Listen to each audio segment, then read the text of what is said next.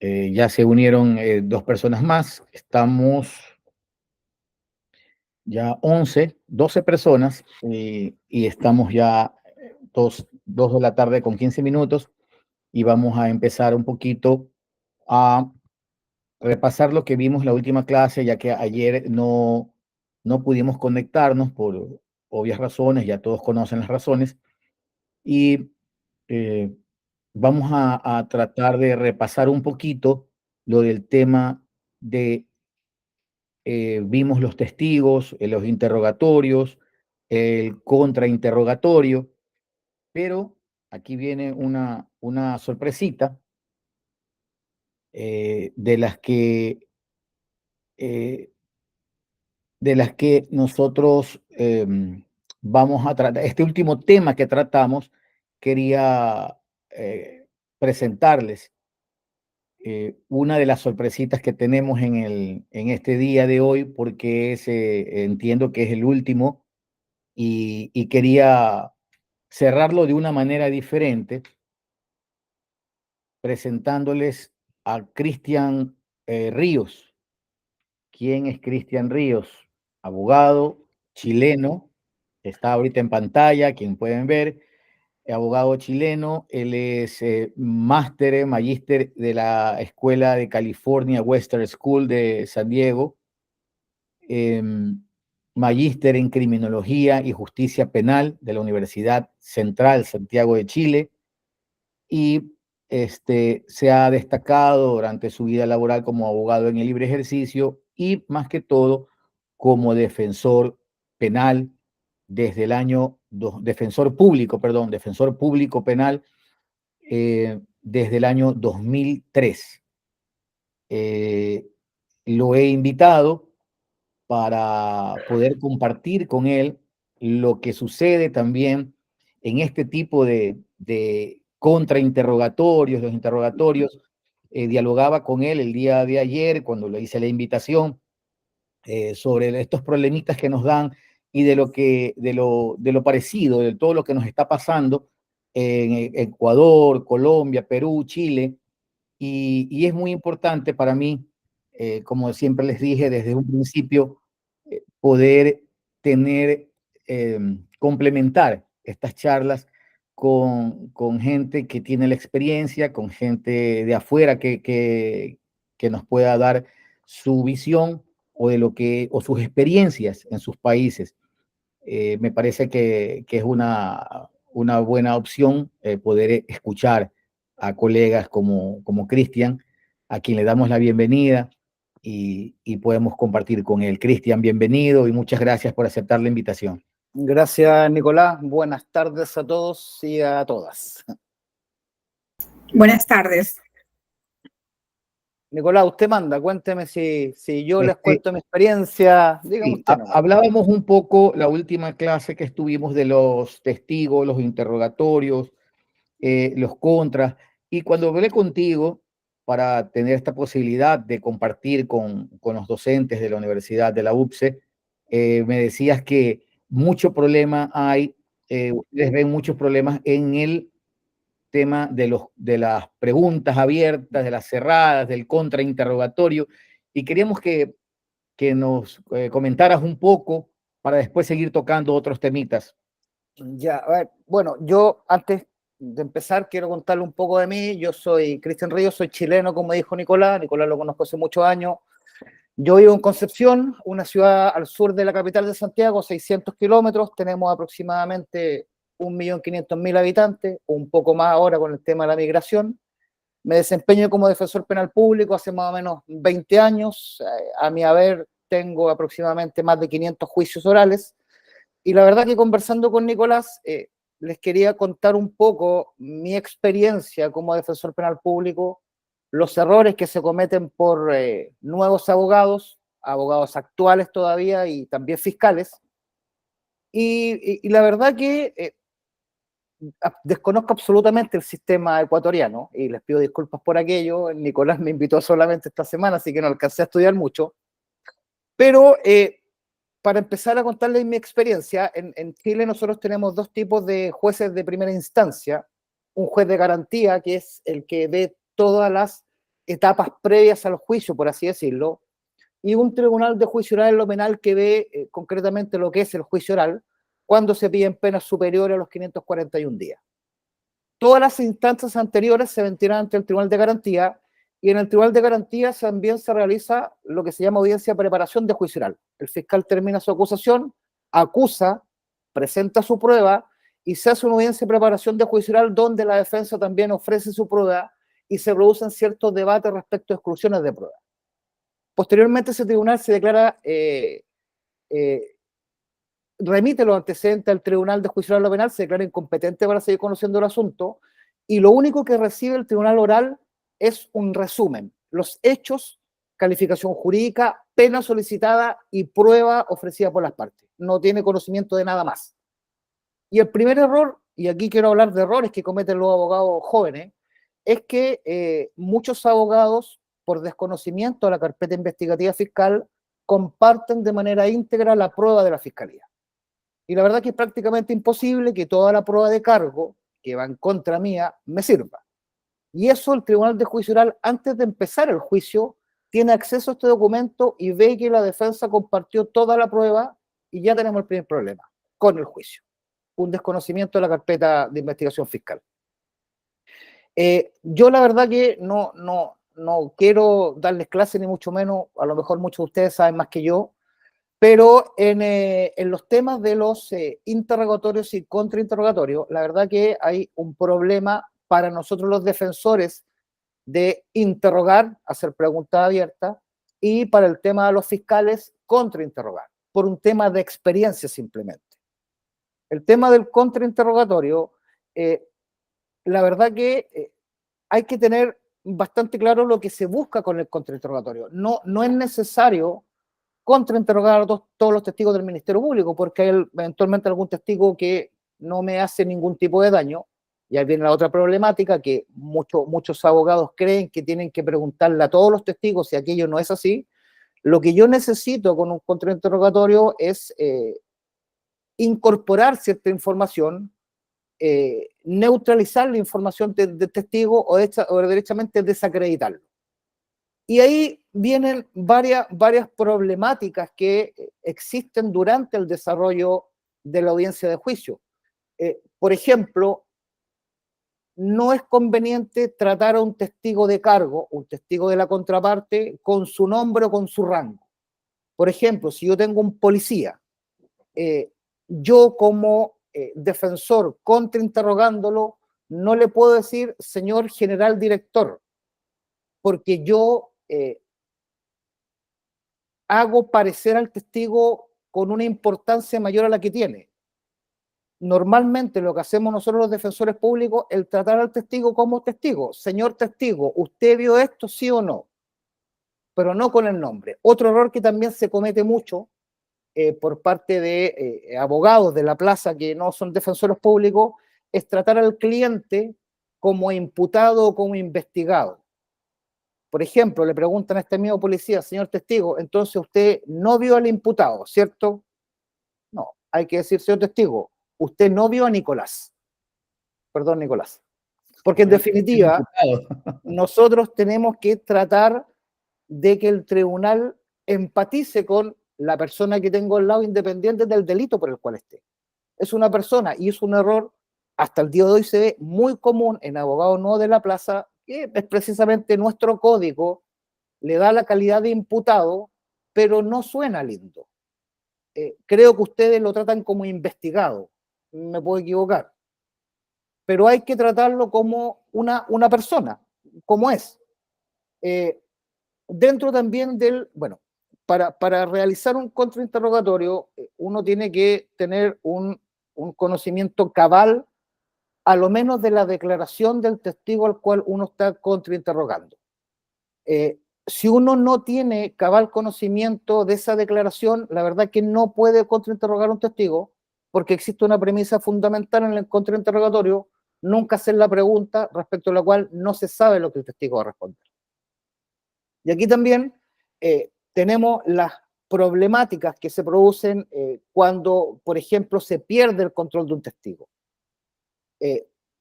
Porque normalmente, y aquí voy a volver al ejemplo de los policías, normalmente los policías contestan lo que ellas quieren contestar. Y eso se ve de manifiesto, y aquí voy a poner ejemplo, si yo le digo al policía, señor testigo, entonces usted no entrevistó al don Nicolás. Sí, lo que pasa es que el fiscal me dio instrucciones de fijar fotográficamente, incautar evidencia, remitir antecedentes, tomar detenido a la persona. Pero el policía no me contestó lo que yo le estaba preguntando.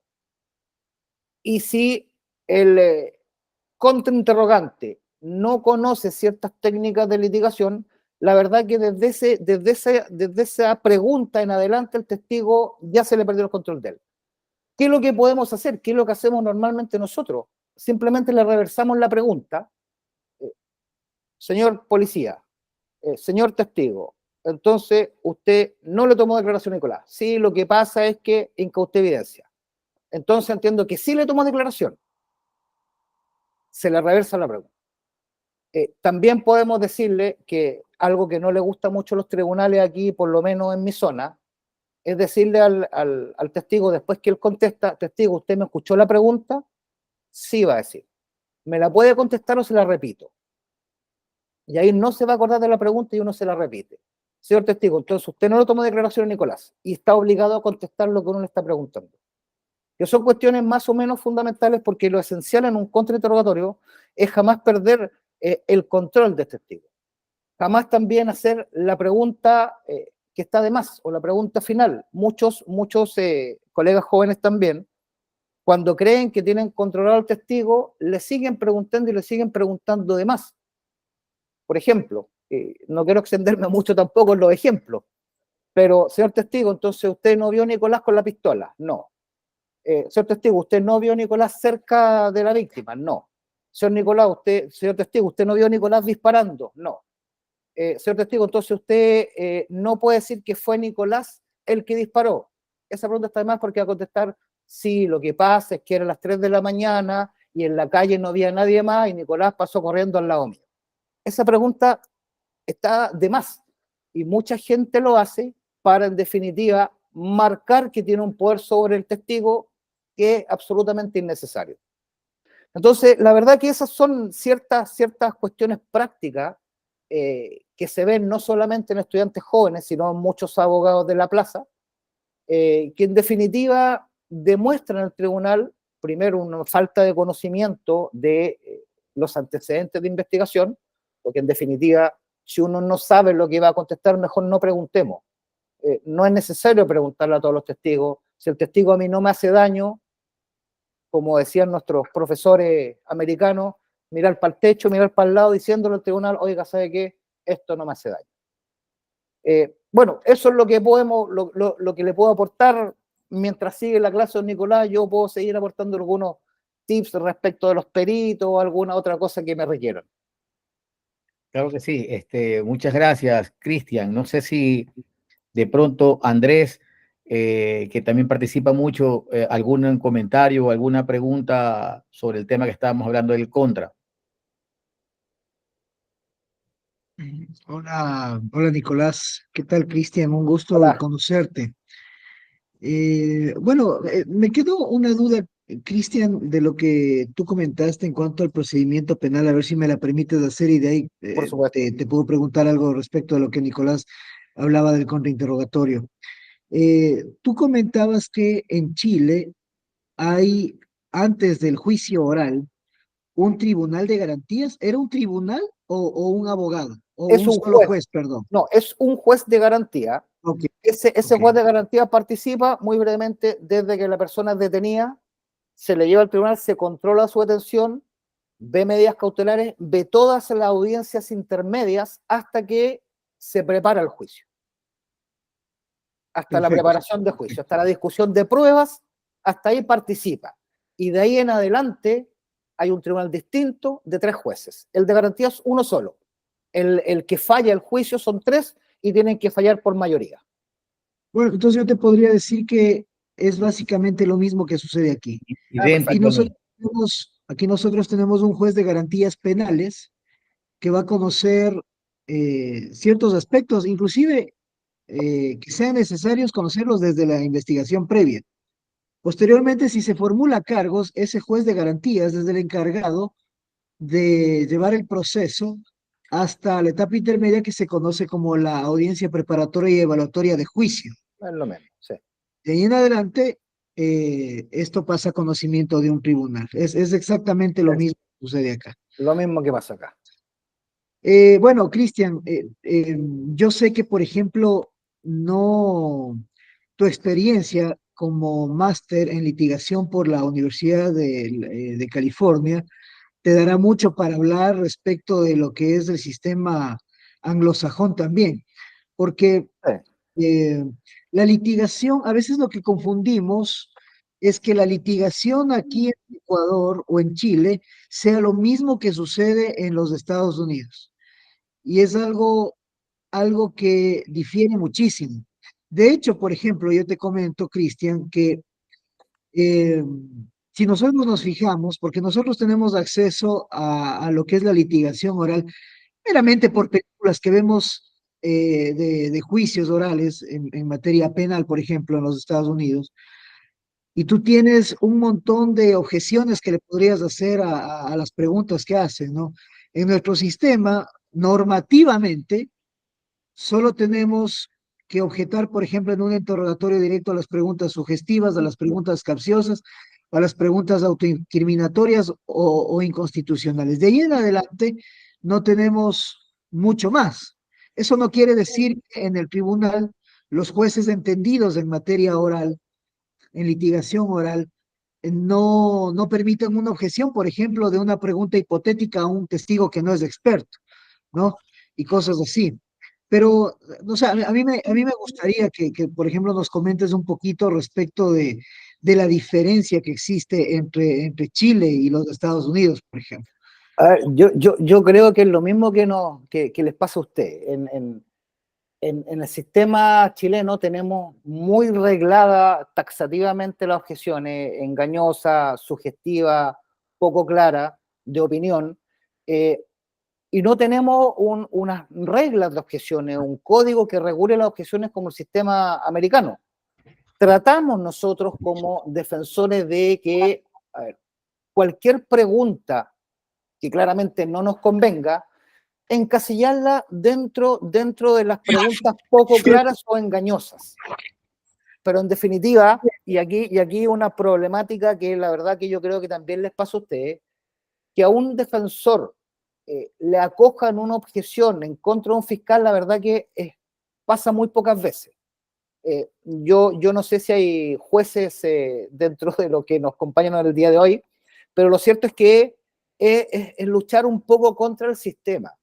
Los jueces, tanto de garantía como el Tribunal de Juicio Oral en lo penal, la verdad que tratan, tratan de darle un poco la mano a la fiscalía. Es mucho más fácil que la fiscalía no objete por una objeción que no existe, por ejemplo, por ser una pregunta, una respuesta, una pregunta de opinión. Eso no existe, así como objeción no existe, pero lo más probable es que el tribunal lo acoja y diga que está dentro de la cápite de las preguntas poco claras, o va a hacer algo por el estilo. Pero lo cierto es que nosotros tenemos la misma problemática que tienen ustedes. Eh, y no se ve para cuándo esto podría mejorar. Bueno, el sistema americano lleva muchos años de avance, y eventualmente podría regularse algo más, pero yo lo que creo es que no se va a regular nada más, porque yo le comentaba a Nicolás cuando hablábamos que eh, el primer sistema oral que se instauró en Chile es el penal. Después se instauró el laboral y el de familia, pero todo lo no regulado en esos códigos se remiten al Código Procesal Penal, que es el que regula el procedimiento penal. Entonces, modificar todo y ampliar el rango de objeciones, la verdad que es casi imposible. Entonces, la misma problemática que tenemos. Sí, yo el otro día en una audiencia oral, en una audiencia de juicio por un tema de violación, estábamos haciendo el contrainterrogatorio, por ejemplo, de la perito, que había hecho el peritaje psicológico de la presunta víctima. Es conocido por todos nosotros que esos peritajes por lo general se hacen con test, utilizando cierta metodología y que a esos test hay que anexarle hojas de trabajo porque a la parte, yo creo que en Chile sucede lo mismo, que existe una normativa específica para realizar este tipo de peritajes, que por ejemplo, aquí en el Ecuador es el reglamento de pericias del Consejo de la Judicatura. Entonces, en el artículo 29.4 se señala que a todos estos peritajes, bueno, a todo peritaje se le tiene que anexar todos los documentos de trabajo que respalden las conclusiones.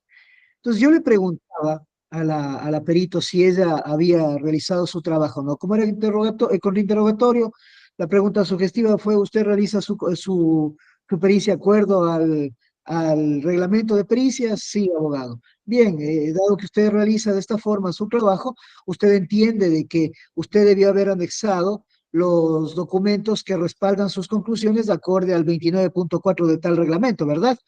Y me dijo, sí, sí, abogado. Y le digo, ¿y usted podría encontrar, por favor, los anexos en su peritaje? Y ella se puso a buscar y dijo, aquí están. Le digo, ¿dónde? Esos no son anexos. Entonces me dijo, ah, no, están en mi oficina. Entonces, en una pregunta que yo lo hago, porque al final del día, estos anexos sirven para que otro abogado, en el caso de que quiera contradecir ese peritaje, pueda observarlo, ¿no? Entonces yo le hago la pregunta, le digo, eh, dado que usted es una testigo experta, si usted estuviese de parte, por ejemplo, o en la otra vereda, ¿usted podría analizar el peritaje sin estos respaldos? Entonces el fiscal me objeta, ¿no? Y dice, la pregunta está por fuera del alcance del testigo, no puede responder. De primera mano la objeción estaba mal planteada porque era una pregunta hipotética. Entonces yo les contestaba a los jueces a lo que calificaron la objeción, les digo, pero señores jueces, es una pregunta hipotética y es un testigo experto. Y dado que es un testigo experto, yo puedo preguntarle respecto hacerle una pregunta hipotética. Eh, y en este momento ellos como que se pusieron a buscar medio que en el código, pero claro, en nuestro código no está regulado, por ejemplo, eso, ¿no? Entonces le dieron paso a la objeción del fiscal y no me permitieron hacer esa pregunta que para mí, por lo menos desde mi teoría del caso, era importante. En todo caso, eso es lo que quería un poco comentar y conocer tu experiencia, Cristian, porque sucede muchísimo aquí en nuestro país esto, que no es tan Ya, regulado esto y aparte que hacen mucho, o sea, claro, es un poco el que no esté regulado al final del día no le da al juez la obligatoriedad de poder observar esto, ¿no? Y termina siendo perjudicial para nosotros. eso exactamente lo que pasa aquí. Ahora, en ese caso en particular, lo que habría pasado en Chile, o lo que habría hecho un defensor público, es en la audiencia preparatoria pedir la exclusión de ese perito, porque en definitiva el peritaje, básicamente nosotros tenemos ciertas causales de exclusiones. La principal que ocupamos es vulneración de garantías constitucionales, particularmente el debido proceso. Sí, en Ecuador tienen regulado en la materia pericial, y ese peritaje no cumple, porque en ese minuto uno le podría mostrar al juez de garantía, oiga, sabe que este peritaje no cuenta con los anexos, y esta normativa me exige a mí que existan los anexos. Lo que habríamos hecho nosotros antes es tratar de pedir una exclusión por vulneración de garantía y tratar de excluir el perito. Pero, Sí, pero el problema en mi caso era que, claro, esta persona tuvo dos abogados antes que yo, que no hicieron ya, muy bien las cosas. Entonces ya, permitieron que eso pase y a mí me tocaba ya defenderme en la audiencia de juicio con todo lo que tenía, ¿no? entonces sí, porque claro, eso hubiese sido la cosa. En la audiencia preparatoria y evaluatoria de juicio, pedir la exclusión por vulneración a derecho a la defensa, debido proceso. Entonces ya eso fue imposible para mí en esta audiencia. ahora si me permiten, Nicolás, para terminar, el tema del contrainterrogatorio de los peritos también es un punto para hablar mucho rato. Ir a discutir con un testigo experto que la verdad que sabe más que nosotros, hay que tener bien claro lo que uno quiere. O sea, nosotros aquí en Chile, para contrainterrogar a un perito, lo cierto es que tenemos ciertas premisas, la idoneidad profesional del testigo, por ejemplo, y esto aquí son errores que cometen, y a lo mejor les puede servir a ustedes para las clausuras. Cuando declara un perito del Ministerio Público, hay algunos o varios fiscales que no realzan la idoneidad del perito. También pasa con los peritos de la defensa. Se sienta un perito y el tribunal sabe que él es, por ejemplo, psicólogo. Pero lo que uno tiene que hacer, lo que tiene que hacer el fiscal es preguntarle, oiga, ¿cuánto tiempo psicólogo tiene? ¿Dónde se tituló? ¿Qué experiencia tiene? ¿Qué publicaciones ha hecho? Y muchos fiscales, yo la verdad que en una clausura, y me llevé un reto del tribunal, se sentó un psicólogo y lo único que se demora es que era psicólogo. Expuso su peritaje, yo en la clausura dije, señoría, se sentó un perito que a lo mejor es zapatero, porque nadie sabía cuál era la expertise de ese psicólogo para emitir su pericia. Y el tema de también, podríamos nosotros atacar el rigor técnico del peritaje, pero la verdad que eso, y insisto, los expertos saben más que nosotros, solamente tiene que ser a través del conocimiento de otro perito. Por ejemplo, los peritajes en materias sexuales en Chile ya decantó el tema y lo realizan psicólogos de las policías. Y están ocupando un sistema que no es el sistema alemán, no es el CBCA, sino que están ocupando un sistema propio que se llama Cavas-Inscrim, que es una mezcla entre protocolos chilenos y protocolos alemanes. Y la verdad que la única forma de contrastarlo es con otro perito, porque un abogado no puede, ¿qué es lo que va a hacer con un psicólogo o con un psiquiatra? Va a sacar terminología médica y entonces, para eso, bueno, en otra clase, Nicolás, más adelante hacemos eso, pero son las mismas problemáticas que tenemos aquí. Claro, claro que sí. Gracias, Cristian, y gracias a Andrés también por participar siempre. Y quería darle la bienvenida, ya el grupo conoce a la abogada Marta Vélez, quien ya se encuentra conectada. También nos dé su punto de vista respecto al contrainterrogatorio a los peritos en materia tributaria que ella hace, porque de eso he tratado, Cristian, te comento, de que no solamente esta charla o esta capacitación que ha sido invitado sea sobre una materia específica y tener, como tú muy bien resaltaste ahora, hay peritos que los que nosotros no podemos hacer un contra específico o adecuado porque son los especialistas. Entonces vamos a ver qué pasa con los peritos en materia tributaria, cómo les va a nuestros abogados en el libre ejercicio con estos peritos que son, por lo general, economistas, eh, ingenieros, qué sé yo, en el tema de impuestos, ¿no? Marta, te escuchamos y estamos atentos a tu comentario. Bueno, sí, con la vigencia de la oralidad, eh, la defensa del informe pericial solamente, este medio probatorio solamente alcanza el valor de prueba en el momento en el que es incorporado al proceso y defendido por la persona que lo elaboró. Antes, en el sistema escrito, se formulaba un interrogatorio por escrito de preguntas para que el perito las conteste a través de su informe. Entonces, se solicitaba una pericia contable y se formulaba todo un interrogatorio que era el que el perito absolvía al momento de hacer su informe. Ahora, el perito hace su informe, lo agregas a la contestación de la demanda o cuando presentas la demanda, y es en la audiencia de juicio donde se lo defiende. Generalmente estos expertos en materia tributaria, contable, fiscalización, fiscalidad internacional en algunos casos, son las personas que ayudan al juez a poder tener un conocimiento más amplio del tema, un conocimiento técnico.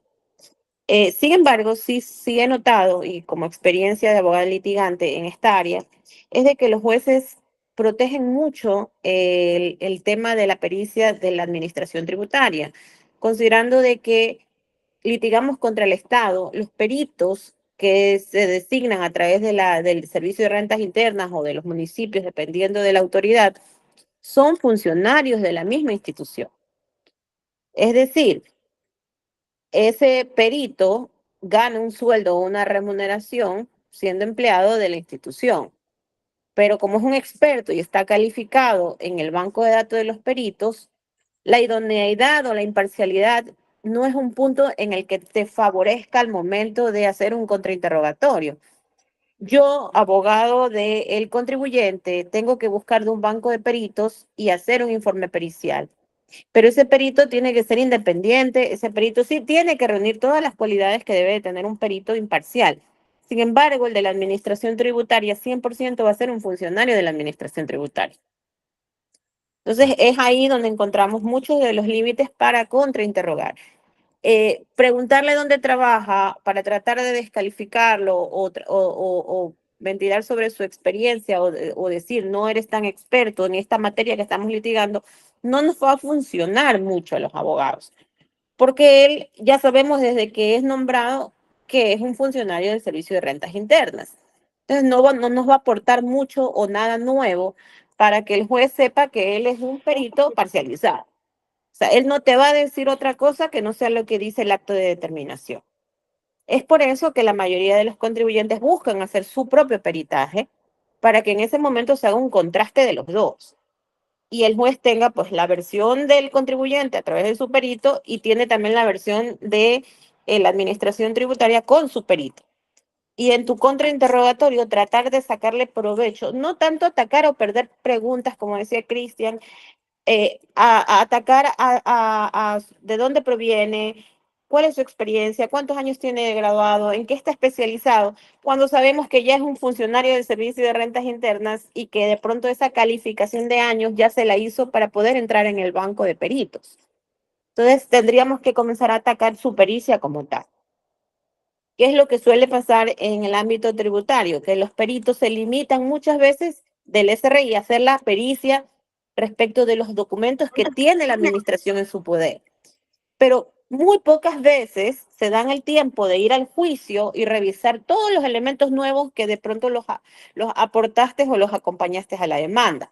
Y una pregunta muy clave, y de pronto la única que podrías hacer para descartar ese informe pericial, es decirle si revisó el proceso judicial que consta en el despacho en este caso, del Tribunal Contencioso Tributario, y el perito te va a decir que no, que él revisó la información que consta en el expediente administrativo que reposa en su base de datos.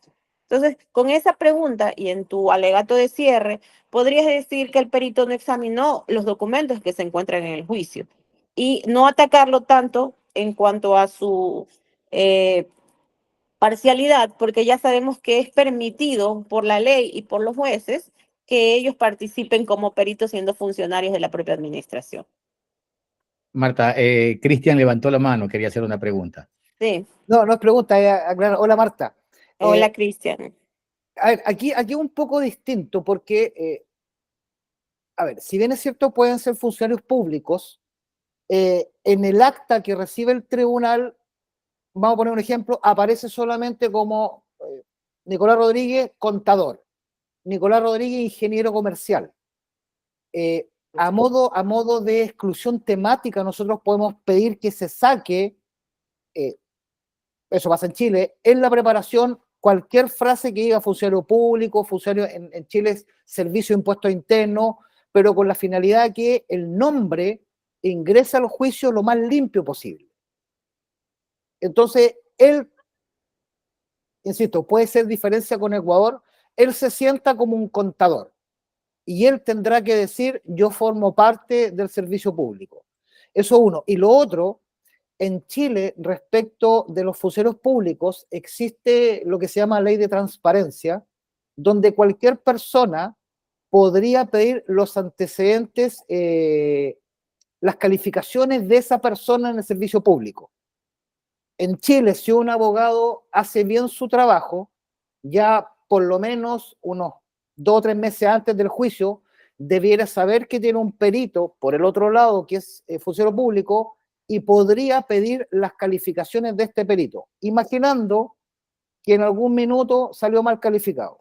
Si salió bien calificado, la verdad que eso lo vamos a guardar, pero tendríamos esas dos posibilidades como para cuestionar al perito, pero yo concuerdo plenamente contigo, Marta, este es un tema pericial.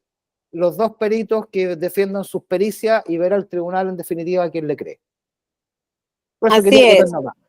Sí, el perito tiene esa, digamos, pues, viene siendo como la asistencia técnica del juez, porque recordemos que en un tribunal eh, los jueces son tan abogados como los que defendemos tanto a la una parte como a la otra, y nuestros conocimientos en esta materia específica son en cuanto a la ley, el derecho. Pero cuando ya traspasa la línea de lo técnico, es este auxiliar el que viene a ayudarnos. Pero ¿cómo te puede ayudar y cómo podrías tú salvar ya en tu estrategia de defensa y la astucia que tengas para manejar el caso o el tema?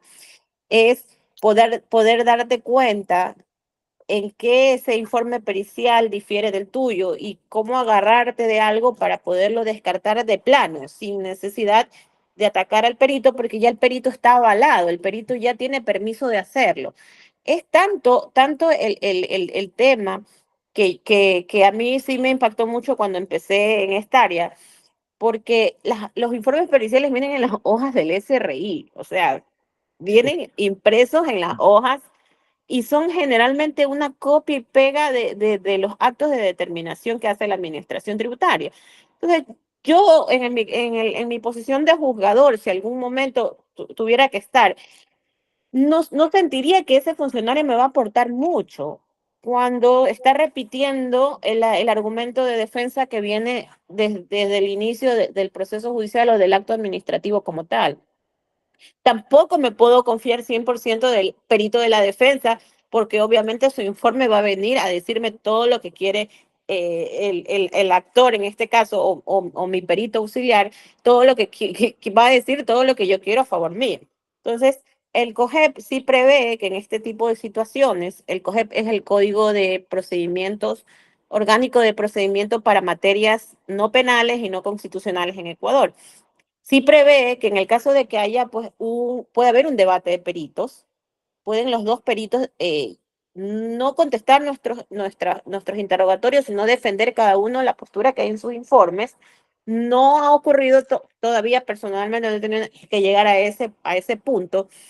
O podría el juez designar un tercer perito independiente, que lo designen por sorteo y ese sea el que haga la pericia. Y a través de este tercer perito, poder ya tener una visión más clara de lo que se está peleando. Porque el uno me dice que es blanco, el otro me dice que es negro, y entonces yo estoy en un dilema, porque la asistencia técnica, que en teoría debería ayudarme a resolver el caso, me está confundiendo más. Entonces tengo estas dos alternativas. O hay un debate de peritos, o el tribunal puede designar a un tercero imparcial que lo designa el tribunal para que haga un nuevo informe. Esas son las situaciones que se te podrían presentar en un juicio contencioso tributario, considerando que el perito viene siendo la única prueba que tienes, aparte de la documental, pues los testigos aquí a los funcionarios públicos no los puedes llevar en esa calidad. Lo único que pueden hacer es presentar un informe. De ahí no puedes llevarlos a declarar en los procesos judiciales. Andrés, tenías una pregunta. Sí, no, lo que pasa es que no como tal tiene que plantearse un debate entre peritos.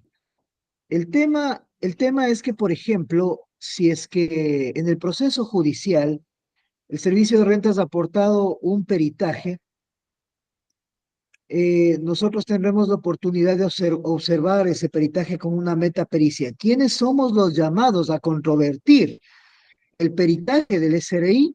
Somos nosotros los abogados a través de las preguntas que hagamos en el contrainterrogatorio, porque nosotros no somos expertos en materia tributaria y los jueces, cuestiones muy técnicas, tampoco las van a saber. El juez lo que va a poder identificar es de esas contradicciones que se van a presentar entre un peritaje y otro, pero no necesariamente va a haber un debate entre peritos, ¿no? De ahí es, no sé si algún día, yo también litigo en materia tributaria, yo no sé si en algún momento, yo nunca he visto que un juez de oficio, no digo que no se pueda, le doy toda la razón a la doctora Marta, pero no he visto nunca un juez que de oficio diga, ¿sabe qué? Me confundí, tengo esta posición y esta otra, y voy a mandar a hacer otra pericia yo de mi lado. Se cuidan mucho de hacer estas pruebas de oficio, no porque no se pueda, sino porque de pronto dan a notar que existe cierta parcialidad, ¿no? Eso acá, como vuelvo a repetir, eso acá. En todo caso, ¿para qué sirve la metapericia o estas observaciones que se hace a la pericia que hace la contraparte? Es como para poder observar la técnica con la que nosotros evidenciamos ese tipo de contradicciones, es lo que se va a quedar en la retina de los jueces, eh, eh, para que ellos puedan saber qué es lo que está pasando dentro de estos informes que son muy técnicos, ¿no? Y esto no solo en materia tributaria, sino en todas las materias en general. Nada más, mi estimado Nicolás. Gracias, Andrés. Antes de, no sé si Marta quieres responder algún tema sobre lo de Sí, Andrés. estoy de acuerdo con Andrés. Yo tampoco he tenido esa oportunidad de que se presente un debate de peritos o que el tribunal haya tenido que recurrir a un tercer peritaje. La ley lo permite, la opción está. Lastimosamente, yo sí creo que los jueces nos deben bastante en litigación oral. Ellos fueron preparados a través de una escuela judicial, pero sí siempre he repetido que el cambio de los jueces en cuanto a la materia afecta muchísimo a la especialidad. Eh, Afecta muchísimo porque en el momento de manejar materia tributaria es muy diferente a manejar materia laboral, es muy diferente a manejar materia civil. O sea, la especialidad debe prevalecer al momento de postularte para obtener un cargo. Eso es lo que nos lleva justamente a los abogados a preparar toda nuestra estrategia de defensa, a prepararnos para poder responder, para poder enfrentar un juicio, pero tenemos las limitantes de que los mismos jueces a veces no nos permiten. Estas reglas de litigación, yo también tomé el curso de litigación oral y cuando venía entusiasmada a poderlas aplicar en Ecuador, me encontré con muchos límites y los principales límites te los ponen los mismos jueces. Entonces, ellos todavía no se adaptan, tienen la herramienta, podría en cualquier caso un juez hacerlo, acceder al debate y enfrentar a los peritos para que en ese momento puedan tener algo más claro, porque el uno dice, sí es un gasto deducible, el otro te dice, no es un gasto deducible. Entonces, tú como juez estás en el limbo de cuál de los dos tiene la razón. Yo solamente voy a aplicar el derecho, pero detrás de eso hay un aspecto técnico. Podría recurrir yo al debate y que los dos me digan en ese debate cuáles son los argumentos por los cuales el uno o el otro piensa o sostiene su postura de que el gasto es o no deducible. Entonces, ese tipo de herramientas que están en la ley, que el juez puede acceder, no las utilizan. Estoy de acuerdo contigo, no he tenido que recurrir, mucho va a depender de la estrategia que el abogado maneje, pero sí nos enfrentamos, y eso deben saber los abogados cuando se preparan en las universidades, de que cuando te enfrentas al mundo real no es tal cual lo pintan los libros y los códigos, porque muchas veces tu principal obstáculo es el juez que conoce tu caso. En algún momento yo quise hacer una pregunta sugestiva en un contrainterrogatorio a un perito y me la negaron porque dijeron que era sugestiva, pero estaba en un contrainterrogatorio el único momento en el que se permiten este tipo de preguntas es en el contrainterrogatorio y así lo dice la ley y sin embargo no me lo permitieron. Entonces, si tienes un juez que no conoce o no maneja el procedimiento, sí vas a tener muchos límites como abogado. Antes de pasar a Cristóbal, que está levantando la mano, quería comentar también que Marta me comentaba algún momento que una semana antes, o no recuerdo bien el tiempo, de llegar a una audiencia en su materia, cambiaron los jueces y de pronto apareció un juez que venía del área penal, que ha estado 10 años en el área penal y pasó una semana antes de la audiencia a ser parte del tribunal o parte del grupo de jueces de materia tributaria. Y eso también es un limitante porque estos jueces que toda la vida han estado en el área penal, de un momento a otro pasar a, a esta área. Cristóbal, querías hacer un comentario. Sí, buenas tardes, Nicolás, Qué gusto, Cristian, Cristóbal. Marta, Andrés y compañeros que están acá en la clase. Bueno, yo comenzaré un poco recogiendo esas palabras de Marta que dijo lo que se debería enseñar a la universidad, que una cosa es lo que se aprende en la universidad y otra cosa es lo que pasa en la vida real. Y ¿sabe qué es lo que yo les digo a los estudiantes? En verdad es eso, pero lo que aquí aprendemos es el deber ser. Entonces nosotros tenemos que luchar para que afuera sea lo que aquí se aprende, ¿no es cierto? Porque en realidad en lo que ocurre en los trámites y en las gestiones que se hacen al conflicto afuera, se da una serie de distorsiones. Y aquí un poco también me agrada muchísimo la idea de que esté Cristian, una persona que ha pasado, digamos, mucho ya el tema de la reforma procesal penal, que obviamente comenzó en Chile. Yo tuve la fortuna de participar en ese proceso. Yo acá en el Ecuador, comenzó en Chile allá por los primeros años 2000, ¿no? Y yo también viajé a una de las experiencias, a conocer una de las experiencias, fui a Temuco, supimos muy bien que arrancó por Temuco y después a Santiago, en fin. Pero justamente este es un proceso reformatorio y es un cambio de paradigma de cómo manejar las audiencias, ¿no? Del sistema inquisitivo al sistema acusatorio. Yo ahí reconozco bastantísimo el avance que ha tenido Chile en relación al Ecuador.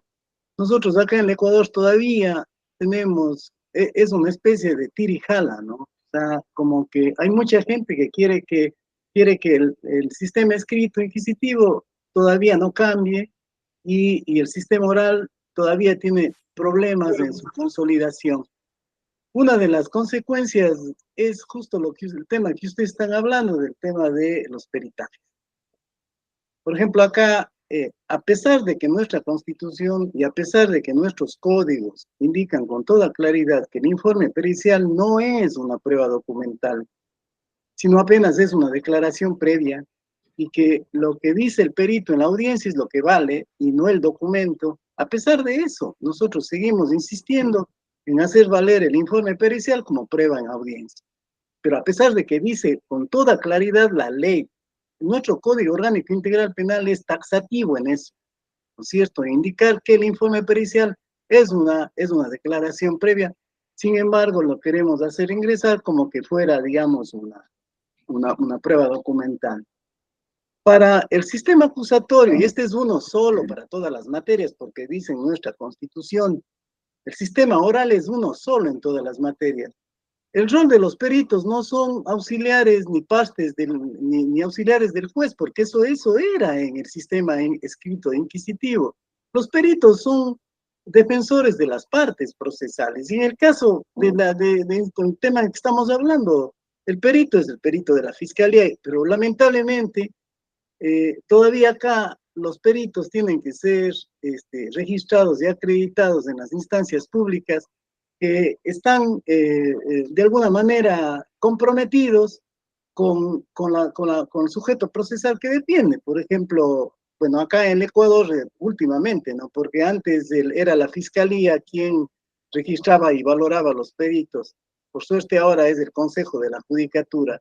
Eh, de alguna manera estos peritos están comprometidos ya con una parte procesal, pero yo diría, esto es una cuestión que más bien favorece a la contraparte, porque incluso una de las preguntas que comenzó acá indicando Cristian, se podría hacer en un contraexamen es, si usted está comprometido con la parte que le dio el nombramiento, con la institución que le dio el nombramiento, por supuesto que el informe que va a dar acá es, es, es algo que va a favorecer a la institución que le está dando el nombramiento, por supuesto.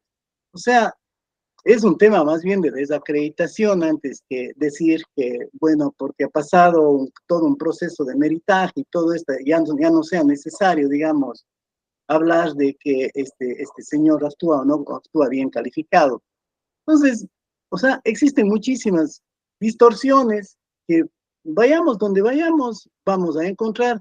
¿Pero por qué? Porque el sistema oral todavía no logra implementarse en nuestro país. Por más que digamos que en la Constitución y en las leyes está, pero hay mucha gente, y esto es más bien un tema de burocracia que sigue enquistada en el Poder Judicial, burocracia que viene trayendo todos esos aprendizajes de forma de hacer la justicia desde el proceso anterior.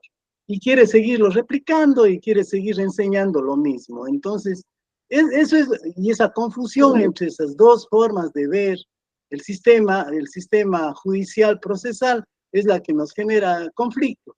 Y por mala suerte, digamos, son esos funcionarios judiciales los que siguen trabajando, todavía no se logra reformar, y por eso es que tenemos estos problemas acá en el Ecuador, pero yo diría que normativamente, el Ecuador es uno de los países más avanzados en materia de implementación del sistema oral. Nosotros tenemos un Código Orgánico Integral Penal, una ley penal, en la que prácticamente es un manual de litigación oral. Hace un ratito estuvieron hablando los compañeros sobre las objeciones. Revisemos el 569 del Código Orgánico Integral Penal, tenemos todo un manual qué objeciones tenemos que hacer. Claro que no va a estar todas las cosas de la vida real, por supuesto, en una ley no puede estar todo lo que pueda pasar en la vida real.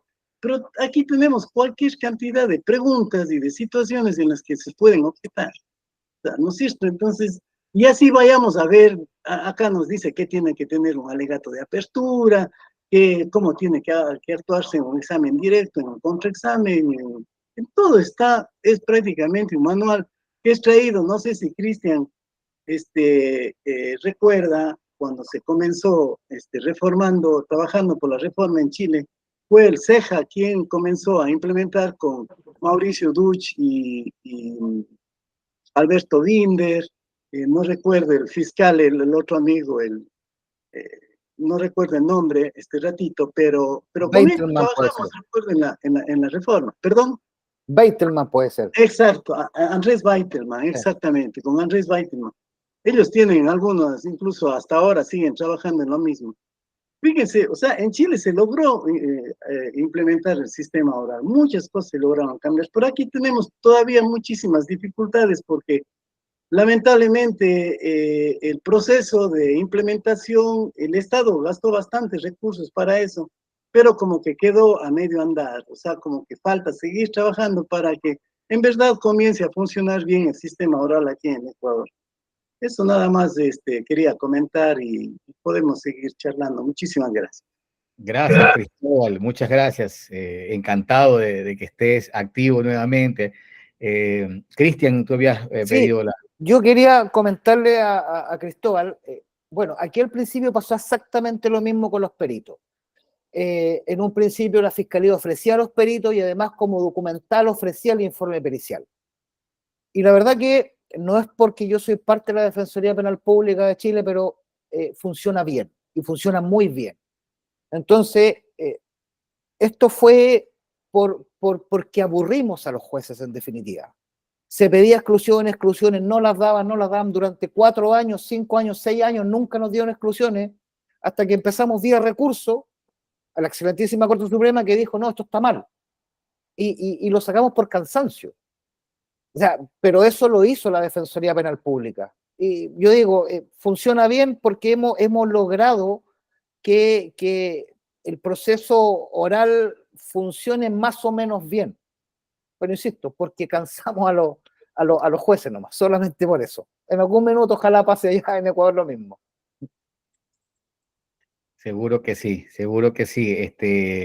No sé si Marta querías comentar algo más respecto a lo que manifestó Cristóbal. Bueno, sí, yo la parte inicial de Cristóbal como maestro, como educador, entiendo yo su vocación le permite poder llegar justamente a formar nuevos profesionales y profesionales que enfrenten la realidad del ejercicio tal cual es. O sea, la mayoría de los abogados que ejercimos desde antes de las reformas de la oralidad, tuvimos que autoprepararnos para poder enfrentar la oralidad, porque nuestros códigos creo que la mayoría han sido reformados, derogados y ya no estamos litigando con ninguna de las leyes que aprendimos en las aulas de la universidad. Y esa autopreparación es la que nos lleva a poder decir, eh, estamos al nivel de poder presentarnos en una audiencia con un abogado joven al que ya le tocó prepararse con la litigación oral, como ensayarla desde las aulas universitarias. Entonces, ese espíritu que tiene Cristóbal de poder formar nuevos profesionales y de hacerlos que enfrenten que el litigio pues es complicado y que tratemos de que esas herramientas que tenemos en los códigos las podamos utilizar. Es el deber ser de nuestros maestros, ¿no? De los que nos están preparando para enfrentar el litigio profesional.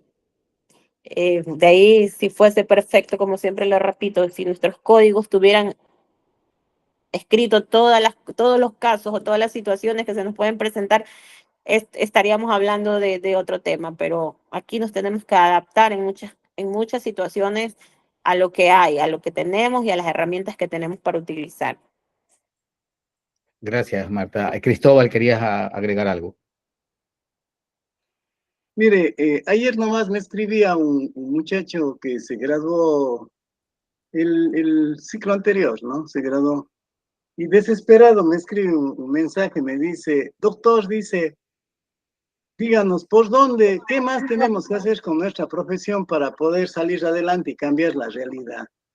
Y después de 6 meses que egresó, porque claro, como dice Marta, ellos se encuentran en otra realidad, por supuesto, por supuesto.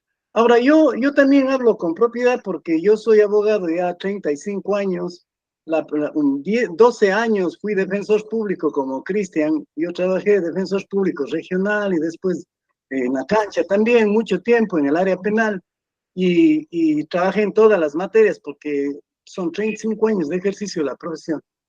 Entonces, yo sí creo que hay como cambiar la justicia, o sea, yo en eso sí le apuesto. Pero si nosotros decimos que no hay como, digamos, que hay que ir, dejarnos llevar cómo están las cosas ahí no vamos a cambiar nada. Pero si podemos, insistimos en que los cambios se den desde nuestras posibilidades personales, individuales, yo creo que sí es posible ir cambiando. Sí se ha cambiado, hay algunas ciudades que funcionan diferentes a otras, eso sí, eso es también, es otra cosa, porque en una cultura es mucho más fácil hacer cambios que en otras, o sea, son temas diferentes. Nada más, muchas gracias. Gracias, Cristóbal. Justamente habíamos comentado ya en algunas clases la diferencia de cómo nos toca en un mismo país. Hay diferentes formas de litigar. En Cuenca, en Quito, a mí me tocó una vez litigar en Cuenca y totalmente diferente a lo que me tocaba, lo que hacía a diario en Guayaquil, lo que hago a diario en Guayaquil. No sé si, Cristian, de pronto allá a ustedes les pasa lo mismo en Santiago o allá, ¿dónde es que tú eres? De Tangamandapio, ¿dónde es que eres tú, Cristian? De Concepción, del Monte. Del Monte. O sea, la verdad que puede pasar incluso entre distintas salas del mismo tribunal. Claro. Por ejemplo, aquí en el Monte, en mi ciudad, tenemos algunas juezas que son exfiscales y otros jueces que son exdefensores. Entonces, la forma de llevar adelante el debate cambia dependiendo de quién preside la sala. Dependiendo de eso, ya uno, bueno, la experiencia lo da porque la verdad que como estamos todo el día con esos jueces, sabemos qué decir, sabemos qué hacer, sabemos a quién mirar. Porque yo no saco nada con mirar a la jueza presidenta que fue fiscal. No, po. Tengo que mirar al que está al lado que fue exdefensor, por ejemplo. Entonces cambia a la medida que cambia la integración en la sala. Y sobre todo cambia a nivel cultural, cambia en el norte de Chile, por ejemplo, aquí en Concepción, tráfico ilícito de estupefacientes es tener, no sé, más de 500 gramos de algo. En el norte de Chile, donde se trafica de verdad, tráfico es tener 5 toneladas de algo. Entonces cambia también la mano dependiendo de las realidades de las propias ciudades. Eso es lo que puedo aportar, querido Nicolás. Gracias, Cristian. Y justamente, Cristóbal, hablábamos el otro día de que Marta hizo ese comentario de que ella ya viendo de quién le toca como juez en la sala, sabe cómo entrarle a ese juez, ¿verdad, Marta? Así es, o sea, un paso número uno yo creo, y incluso es un principio saber ante quién vas a ser juzgado, quién va a ser tu juez, lo debes de conocer. Y como abogados tenemos la responsabilidad de también saber ante quién vamos a enfrentar.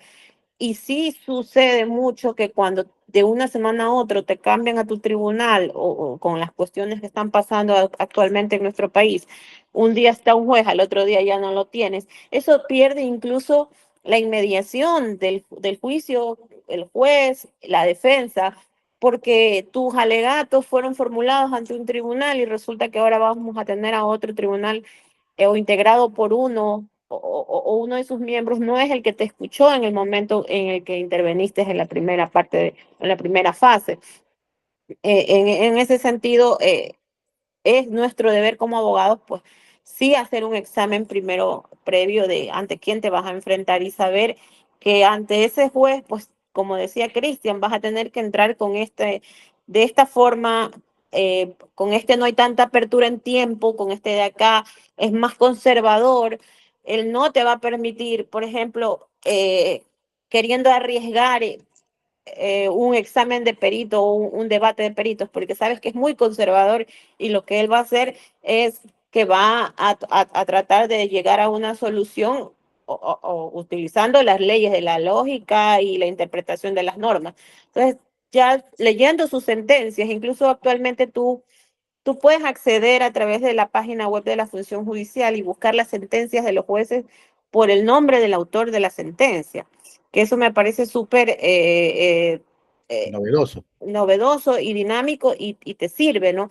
Porque tú pones el nombre del juez y te van a salir todas las sentencias que él ha emitido y eso te puede llevar a que sepas cuál es el criterio de él en tal o cual situación.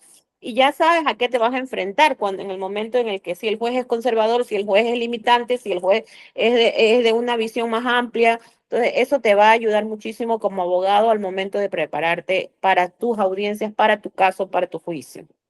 Si el juez es de Cuenca o es de Tangamandapio, tienes que estar en las pilas. Anita María, por favor, tienes la palabra. Buenas tardes a todos. Bueno, no es que voy a defender a los jueces, ¿no? No, Cristian, es que ella es jueza. Pero el problema es que la selección de jueces en nuestro país no es la más idónea. Hemos podido ver a un ex juez nacional, luego ex presidente del Consejo, cómo hace sus exposiciones, ¿no? Entonces nos preguntamos cómo llegó a ser juez, ¿ya? Y eso sin hacer mayor análisis de otros, ¿no? Entonces, eso es un limitante que hay, ¿no? Y además, no solamente por el conocimiento, sino por el tema objetivo, que si bien es cierto, la parte objetiva y subjetiva, podríamos decir, no la podríamos valorar, pero sí cuando dice la doctora Marta, ¿no? El tema de que es conservador. Yo recuerdo hace muchos años una demanda de una persona transgénero que quería cambiar su género en la cédula.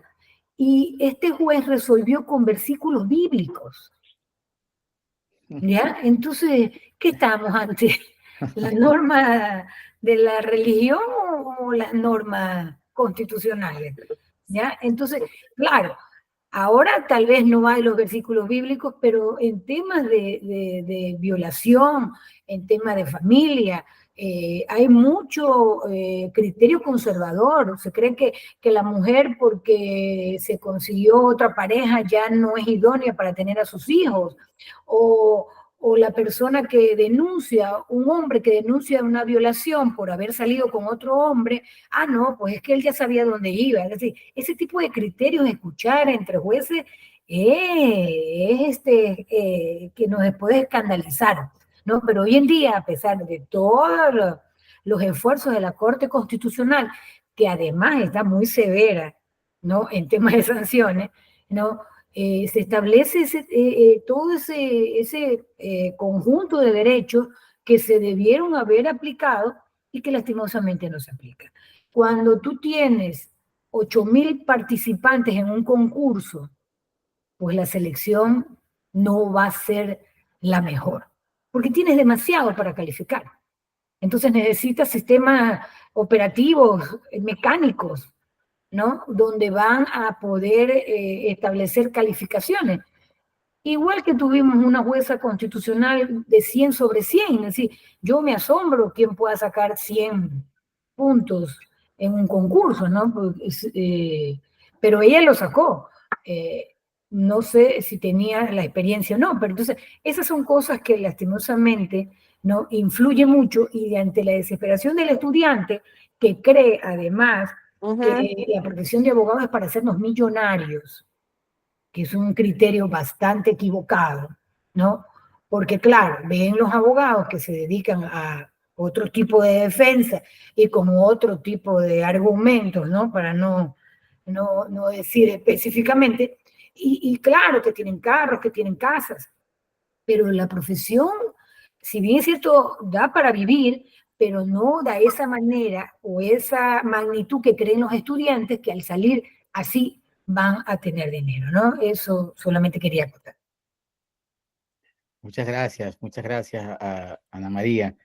Bueno, creo que hemos hablado un poco sobre el tema del contrainterrogatorio, hemos hablado también un poquito más, pero como sabemos que hoy va a ser nuestra última clase, aparentemente no me han comunicado más nada y no pudimos estar ayer, entonces este tema era para ayer. Quería, y pidiendo también disculpas a todos, porque no hice la para a las 3 de la tarde, nos fuimos de largo. Veo que están conectados bastante, estamos conectados 19 personas, entonces quería aprovechar, si alguien necesita, pues utilizar, qué sé yo, ir a tomar agua o al baño, alguna cosa, ponga nada más apaga la cámara y lo hace, porque creo que sería difícil volver nuevamente a conectarnos todos y quiero aprovechar esto. Entonces, gracias por entenderlo. Aprovechar también que Cristian, pues desde Chile nos está ayudando, Marta también. Entonces, no quiero perder esta conexión. No sé si está ya conectado Nino Casanello, que también fue una de las personas que nos acompañó en una de las clases que fueron grabadas. Y él, permíteme buscarlo, creo que sí, no sé, Nino, ¿estás conectado? ¿Cómo está, doctor? Buenas tardes. Un saludo a ¿Qué todos. tal, Nino? Qué gusto, qué gusto. Estábamos comentando un poco sobre el tema del contrainterrogatorio, pero por temas de tiempo, queríamos también comentar ya al llegar un poco a lo que es o si tú querías comentar algo breve para poder entrar en lo que es el alegato final sobre el contrainterrogatorio. Cristian, te presento, Cristian es abogado chileno, defensor público desde el año 2003 en Tangamandapé. ¿Dónde es que es este Cristian? Concepción. En Concepción. Bueno, una bromita ahí. ¿Cómo está, doctor Ríos? Buenas Hola, tardes, hola, mucho ¿qué tal? gusto. No sé si de pronto tú en los contra, en materia penal también has tenido algún inconveniente o los errores que solemos cometer los abogados en el libre ejercicio, los abogados jóvenes en esta área. Desde luego, pues, ¿no?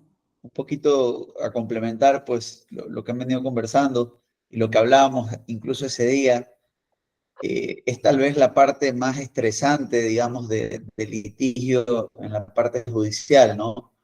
Esa palabra por la pregunta que hicimos lleva a decirle a la persona sometida al contrainterrogatorio. A lo mejor encajamos un 90% el punto que queremos destacar en ese momento con la pregunta, y en la última frase, por no haberla hecho totalmente cerrada en su respuesta, adhiere algo, digamos, ese testigo y tira abajo lo que ha venido construyendo en la primera parte de la pregunta. Sin embargo, no hay mejor forma, digámoslo así, de hacer expertise, ¿sí? Que con la prueba y error. Y es un proceso, pues, en el que hay que preparar cuidadosamente el contrainterrogatorio, entender cuáles son los aspectos de mi caso que quiero resaltar en determinado contrainterrogatorio. Si creo que no abona mi teoría del caso, pues evaluar incluso hasta qué punto es necesario llevar adelante este. ¿Sí? Creo que en el fondo es tal vez la esencia misma del procedimiento oral, diría yo. ¿Sí? Lo que le da vida al proceso. Es un poco para complementar las ideas, no ni un poco tarde, pero ciertamente, si bien uno puede hacer en preparaciones lo mejor posible en materia de contrainterrogatorio, puede estudiar una y otra vez lo que ha dicho el testigo, puede corroborar su credibilidad, puede ir a revisar declaraciones previas, puede establecer contradicciones con otros testimonios. Nada va a estar dicho sino hasta el momento en que estemos digamos, en el ring, por poner términos de boxeo. Entonces, interrogatorio que parece más sencillo. Y evaluar también, ¿no? Escoger las batallas, dónde conviene hacer un contrainterrogatorio con una presión fuerte y dónde no. Eso, doctor, de mi parte. Si no avanzamos hacia el alegato final.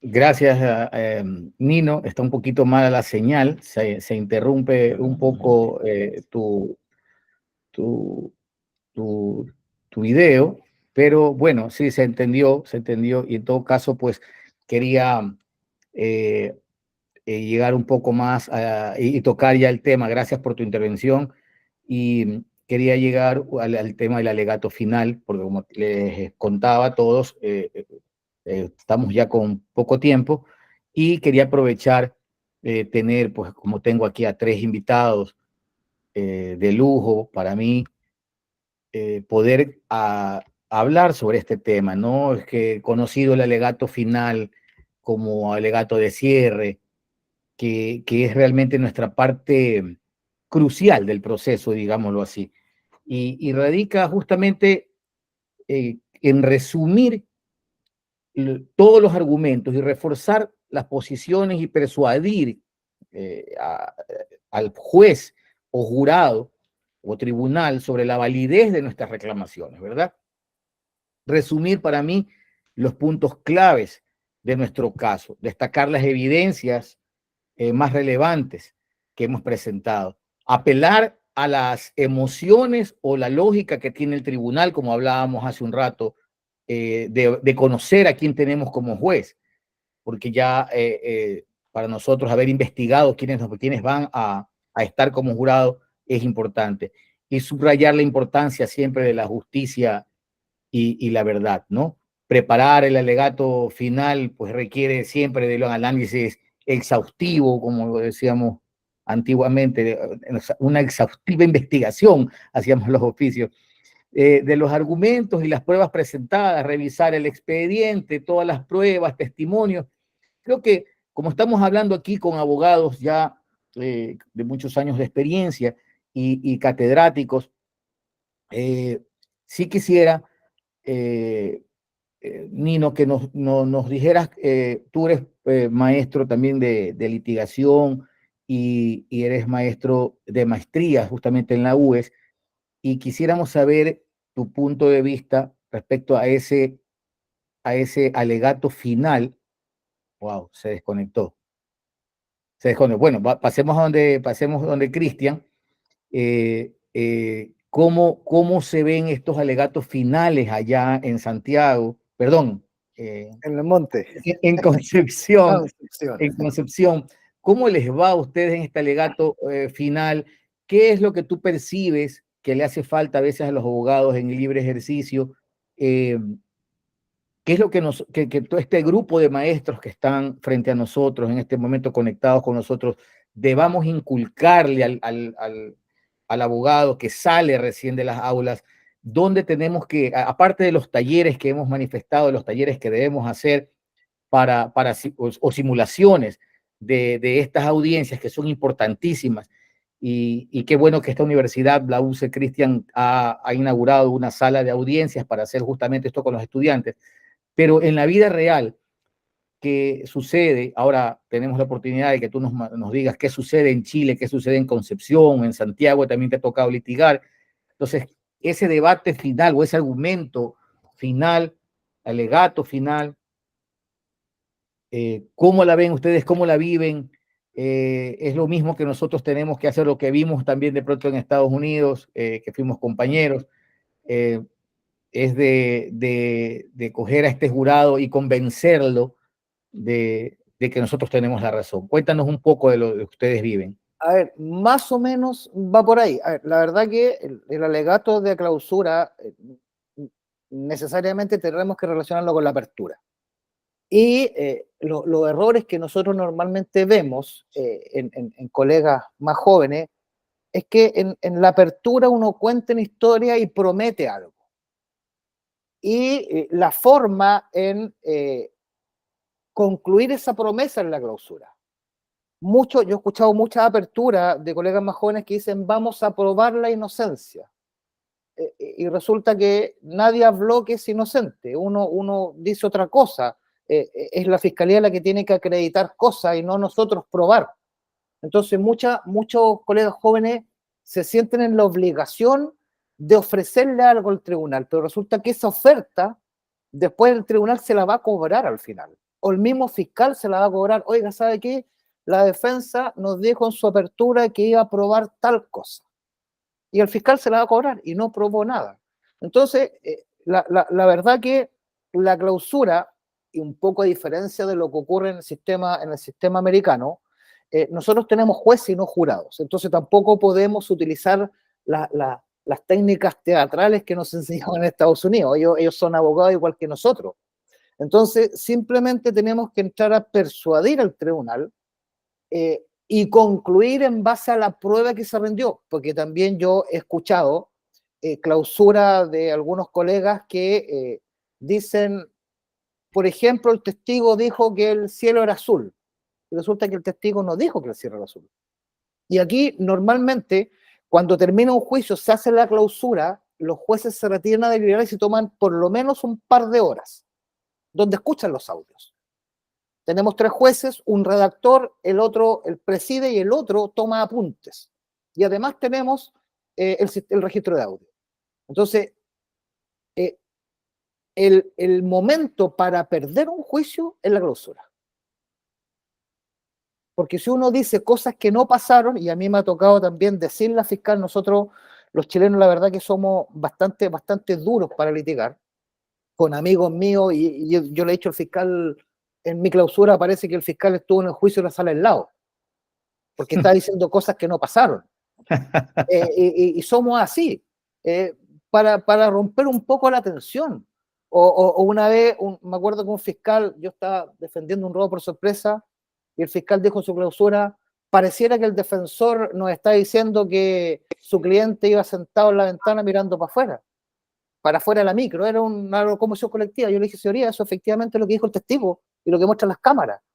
Entonces el fiscal parece que no pone atención. Entonces ahí es donde se puede perder un juicio de verdad. Y la verdad que, bueno, solamente para concluir, uno tiene que hacer referencia a la prueba que se rindió y no a la prueba que uno cree que escuchó rendirse. Eso es todo, querido Nicolás. Marta, tenés levantada la mano. No, no hay audio, Marta. Ya, ahí. Tú levantaste la mano, Marta.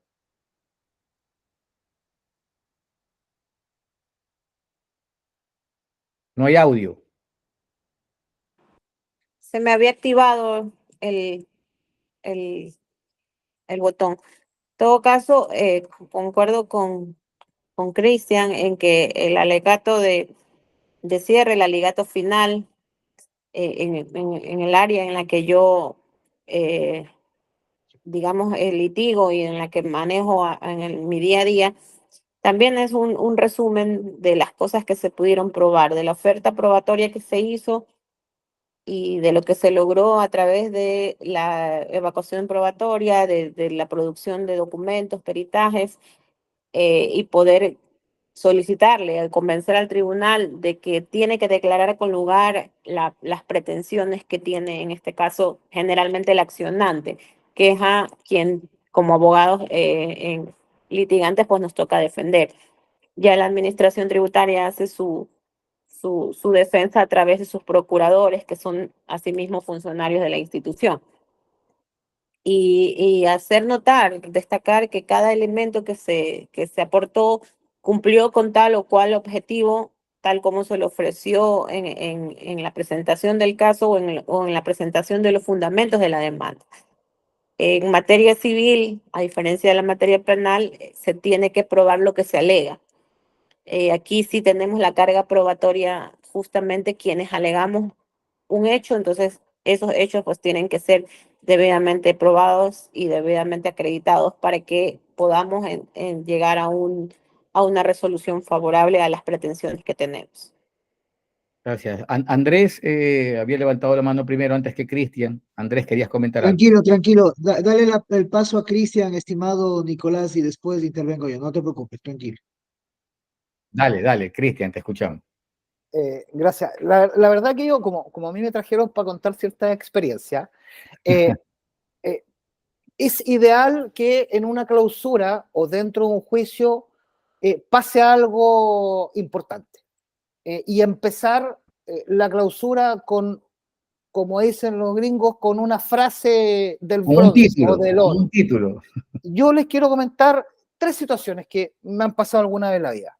Una, un delito de homicidio en que, hace muchos años atrás, en que el cuñado de mi representado atacó a los padres, a sus suegros. Y en definitiva, mi representado le dio un golpe con una pala para hacer hoyo en la cabeza. ¿Qué es lo que se acreditó en el juicio? Se acreditó que la madre de mi representado, a la cual estaban atacando junto a su marido, salió corriendo de la casa y se cruzó con mi cliente, ella en bata a las 3 de la madrugada, y le dijo: salva a tu papá. Y yo empecé mi clausura con: salva a tu papá. Tengo otros casos también, esto me pasó hace muy poco, tiene que haber sido hace unos 3 o 4 meses, una fiesta mal terminada, mucha droga, mucho alcohol, una persona armada, mi cliente, y todos los testigos, policías, todos los testigos decían que se puso a jugar con el arma. Y en definitiva, se salió un tiro y mató a su amiga. Y los policías y los peritos dijeron: se le escapó un tiro. Y yo empecé mi clausura con: se le escapó un tiro. Y aquí quiero terminar, y este no es propio, es de un colega amigo. Hace también muchos años tuvimos un juicio por un tráfico de drogas muy grande, una asociación ilícita muy grande, donde nuestro cliente decían que era el cabecilla de la organización. Y él empezó su clausura diciéndole al tribunal: señorías, esto parece como la fábula de la sabana. Y esperó unos segundos, así los jueces miraban. ¿Por qué? Dijo. Porque es como la historia del león y la leona. Nuestro cliente era varón. El león, ¿qué es lo que hace? Duerme, come, dormita, pastorea, no hace nada. Y quien caza es la leona. Quien mata es la leona. Quien trafica es la leona. Porque resulta que la que de verdad hacía todas las cosas era la señora de nuestro cliente. Solo quería contar esas 3 anécdotas que son cuestiones que de repente, solo de repente pasan. Muchas gracias, Cristian, interesantísimas. Andrés. Gracias, Nicolás. Bueno, qué importante que es este tema del alegato de clausura, ¿no? Yo desde la primera clase trataba de entender un poco este tema de la argumentación, la importancia de la argumentación en la litigación oral o cómo se concatena la argumentación en la litigación oral. El alegato de clausura es el momento preciso en el que, bueno, más allá de cualquier otro acto dentro de la propia audiencia que necesita de argumentación y motivación, ¿no? Pero creo que el alegato de clausura nos sirve para algo importante y es para construir este silogismo. Es decir, no es, no es solo la práctica dentro del alegato de clausura de decir qué elementos probatorios se expusieron en audiencia, sino más bien cómo esos elementos probatorios hacen que yo consiga el resultado deseado. Si, por ejemplo, en un peritaje, la perito concluyó que hay inflamación de la vagina de la mujer por penetración reciente, por ejemplo, y yo he logrado de este contrainterrogatorio obtener información de que no se encontró lesiones en la vagina de la mujer, pero aún así estuvo inflamada, esa inflamación se debe a algo más. Entonces, si le preguntamos a la perito, si le preguntamos, señora perito, usted hizo tal y como le manda el, el reglamento de peritaje, hacer un barrido en seco, ¿no? Para encontrar de pronto una vaginitis, ¿lo hizo o no lo hizo? Y en el alegato empezamos a decir todo esto, ¿no? Entonces la perito me ha contestado que no lo mandó a hacer.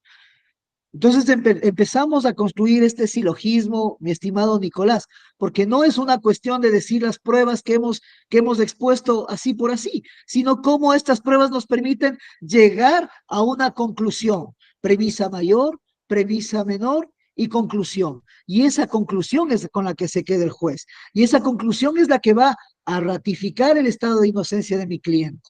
Si somos parte de fiscalía, en todo caso, a que se condene a la persona que ha sido acusada. Esto es lo importante de esto, ¿no? Me quedaba otra idea cuando hablaba Marta, cuando ella decía el que afirma prueba. Y creo que en materia penal es lo mismo. A veces nosotros se nos ha metido tanto en la cabeza esto de que quien prueba debe ser fiscalía. Quien debe probar que la persona es culpable es fiscalía. No, es que si yo estoy proponiendo una teoría distinta a la de fiscalía, el llamado a probar lo que estoy diciendo soy yo. El llamado a, si yo digo que yo en ese momento no estuve donde me dicen que estuve, el llamado a probarlo soy yo. Fiscalía no va a mover un dedo por mí, ¿no? Pocos son los fiscales que respetan este criterio de objetividad, este principio de objetividad dentro de una investigación. Entonces, el que debe probar soy yo. Cuando yo pruebo en el alegato final, yo deduzco esto a un silogismo y ahí es cuando yo puedo exponer todo lo que ha pasado en la audiencia. Decirlo así mecánicamente, por así decirlo, creo que es un error y he visto mucho en las audiencias. Empezamos a decir esta prueba, como que fuera como que el alegato final fuera una extensión de la preparatoria y evaluatoria de juicio. Y eso es un grave error, mi estimado Nicolás.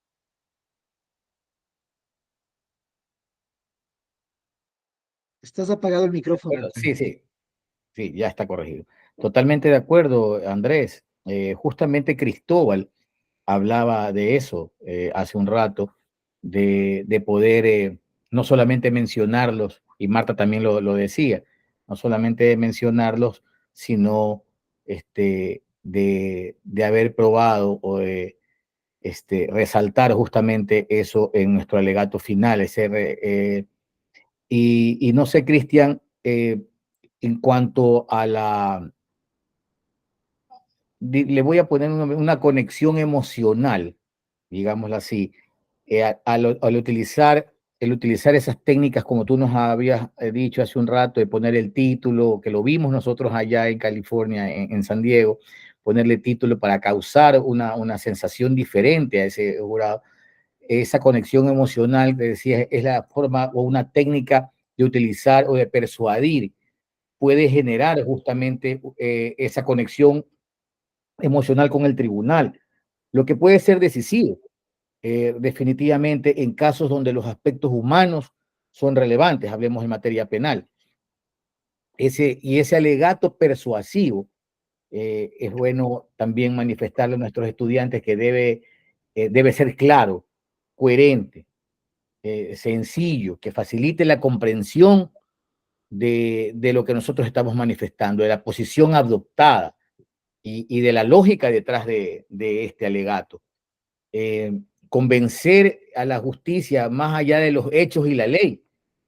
La persuasión para mí apela a los sentidos de estos jugadores de la justicia, lo que puede motivar justamente, decía hace un rato, a ese tribunal a actuar de una manera favorable hacia una de las partes. Cristian, eso también lo hacen mucho ustedes, me imagino, como defensores públicos. En la medida de lo posible, sí. La verdad que no siempre se puede. Pero cuando hay situaciones límite, por ejemplo, la que les contaba yo de que la madre le dice a su hijo, salva a tu papá, claramente desde un principio del juicio, a la persona había que tratarla como un ser humano igual a mí. Y teníamos que terminar siguiendo esa línea. Nosotros no estábamos diciendo que lo había matado, que no había sido, sino que simplemente estábamos diciendo que era una legítima defensa de pariente. Entonces, es la manera de, en definitiva, la clausura es el cierre del círculo de la historia que uno pretendió contar. Y como dije antes, o sea, uno se compromete a algo tal y como dijo Nicolás, me parece, el nombre se me fue, uno se compromete a algo y ese algo tiene que cumplirlo en su clausura. Y efectivamente es la manera de persuadir al tribunal, más que mal, son jueces, son abogados, pero son personas. Entonces, no siempre, pero en algunas oportunidades sí se puede convencer de ese punto de vista. Muchas gracias, Cristian. No sé si de pronto, Cristóbal, algún otro comentario respecto al tema que estamos tratando, del cierre, Ya. el alegato de final, el alegato de clausura.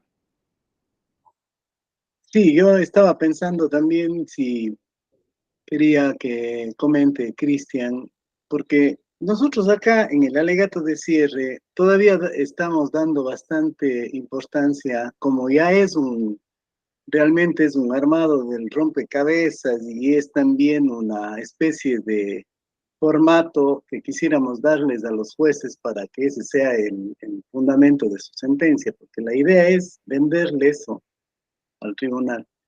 En ese, digamos, logro final que conseguimos en el alegato de cierre, también consta parte importante algo de una reflexión doctrinaria también, ¿no? Una reflexión doctrinaria, un análisis normativo, en donde se relaciona esto con el caso que hemos, con el hecho fáctico que hemos tratado acá. Entonces, parte importante de este alegato de cierre es el aporte de la doctrina también, una relación doctrinaria con relación a esto y el delito del que estamos tratando, ¿no? Esto digamos, en el área penal. No sé, o sea, me parece que eso es algo que creo que es importante también tratarlo acá. No sé, Cristian, ¿qué opina en relación acá? Porque no le he escuchado mucho de eso. Tal como dice Cristóbal, y aquí voy a ser un poco autorreferente en cuanto a nuestro procedimiento. A ver, aquí la prueba, el tribunal la aprecia conforme a la sana crítica, y el veredicto lo tiene que emitirse el código sin contradicir los principios de lógica, las máximas de la experiencia y los conocimientos científicamente afianzados. Eso dice la ley. ¿Qué es lo que hacemos nosotros? En alguna oportunidad decimos, señoría, sabe, usted no puede llegar a un veredicto condenatorio porque vulneraría los principios de la lógica. Pero aquí la verdad que los tribunales superiores se han preocupado de estudiar bastante cuáles son los principios de lógica que se pueden vulnerar. Y la verdad que no son muchos, son, se me puede pasar alguno, el principio de no contradicción, el principio de equivalencia, el tercero excluyente, y sobre todo el de la razón suficiente, que es el que ocupamos siempre. Entonces, nosotros le decimos al tribunal, ¿sabe qué? Ya, tenemos nuestra apertura. Si usted le hace caso al fiscal en lo que está diciendo, vulneraría el principio de lógica de la razón suficiente por tal y cual motivo. Entonces también nos tendríamos que preocupar nosotros de convencer al tribunal de que en la eventualidad que emita un veredicto condenatorio se está mal, porque no se condice con los principios de la lógica. Y la verdad que se han preocupado, insisto, bastante, porque vía Defensoría Penal Pública también se han tratado de presentar hace ya muchos años recursos por falta de fundamentación, precisamente por vulneración de estos principios de la lógica. Entonces, dentro de todo, cuando la verdad está muy complicado el caso, porque no siempre nosotros podemos pedir que no se condene, o no siempre podemos pedir una absolución, sino que simplemente nosotros lo que hacemos es indicar que el Ministerio Público no acreditó o que no se puede llegar a un veredicto sin vulnerar estos principios. Eso es lo que hacemos cuando no siempre las cosas son todas causa gana. Entonces, cuando se complica, nosotros hacemos valer la vulneración de esos principios. Y también las máximas de la experiencia de repente, pero eso no se ocupa tanto como los principios de lógica. Gracias, Cristian. Cristian, yo quería preguntarte algo más, aprovechar. Acá los de la Defensoría Pública, y no me deja mentir Cristóbal, a veces les toca tomar un caso de un momento a otro, porque no se presentó el abogado defensor y resulta que te tocó ir a una audiencia sin conocerlo y en el momento tener que leer rápido y enfrentar el caso. ¿A ustedes les sucede también lo mismo mucho ya? ¿Y cómo lo vienen sacándole el cuerpo, ventilando este tema? A ver, nos sucede en las audiencias de control de detención. Claro. La audiencia de control de detención, está el defensor de turno, llega al tribunal y tiene todos los partes policiales con todos los detenidos y tiene que en ese rato, una hora y media, leer los partes que pueden ser, no sé, de 5, 10, 20, en Concepción han habido hasta 60 detenidos, ahí se pide apoyo, pero se alcanza a leer y la verdad que uno ya sabe, por lo menos los controles de detención, qué buscar o qué es lo que falta. Básicamente hoy día lo que se está discutiendo mucho cuando hay detenciones por flagrancia es el famoso control de identidad, que la verdad que se detiene por flagrancia vía control de identidad, y lo que nosotros vemos es cómo se hizo ese control de identidad. Si está bien hecho, bien, bueno, sigamos adelante y discutamos cautelares. Si está mal hecho, incidentamos la ilegalidad de la detención, porque la excelentísima Corte Suprema ha dicho que se puede hacer un control de identidad cuando existen indicios objetivos y no subjetivos del policía de que la persona cometió un delito. En todos los demás casos, cuando el abogado privado no se presenta, lo que hace el tribunal le declara abandonada la defensa, oficia a la Defensoría Penal Pública y designan un defensor, pero por lo menos entre que declaran el abandono de la defensa y que el defensor asume propiamente tal en propiedad, pasan 2 semanas. Entonces no es que al principio sí se trató de hacer, no estaba el abogado privado, no llega a la audiencia, señor defensor, siéntese. No, y nosotros no aceptamos eso. De hecho, una vez a mí un juez me amenazó con desacato, porque no le hice caso en sentarme para que me designara a mí. Bueno, al final yo le dije al magistrado, somos muy amigos, le dije, usted y yo sabemos que eso no es desacato. Pero eso fue porque nos pusimos firmes. Lo que hablábamos delante, Cristóbal, hay que seguir machacando hasta que entiendan, porque si no estaríamos sentados. A lo mejor lo que pasa en Ecuador, que señor defensor público, siéntese, y el defensor público se sienta así, No es la idea, porque tampoco puede defender a nadie sentado sin tener conocimiento de nada. Y eso fue, insisto, por insistir, por insistir, por insistir. Entonces, la única casos donde sí tenemos poco tiempo para estudiar las carpetas, pero tampoco son carpetas muy grandes, son partes policiales de 30 hojas, son en los controles de detención. Las demás audiencias no tenemos un plazo razonable, por lo menos 2 semanas para conseguir los antecedentes. Muchas gracias, Cristian, por tus comentarios. Anita María levantó la mano. Bueno, ahí voy a defender yo a la Defensoría Pública. En los casos que se han asignado por falta de presentación de los abogados particulares, la Defensoría Pública siempre pide un tiempo razonable en base del principio constitucional que toda persona tiene derecho, ¿no?, a preparar su defensa. Por lo tanto, el juez sí suspende la audiencia y la convoca tal vez para la siguiente semana, ¿no? No podemos violar la garantía del debido proceso a las partes, por más que sea procesado, ¿no?, para que este defensor público pueda revisar y ver de qué se trata el caso y poder hacer su defensa técnica, ¿no? En el caso, en esta unidad sucede, no sé, no podría yo generalizar, ¿no? En temas de otras materias o otras provincias. Pero aquí normalmente el defensor público que se lo asigna, es más, a veces hemos solicitado que se asigne, la Defensoría Pública envía a alguien y dice, en este momento me acaban de asignar. Solicito que se difiera la audiencia, ¿no?, para poder tener tiempo suficiente para estudiar el caso, ¿no? Por defender a los defensores públicos de esta provincia. Muchas gracias, Anita.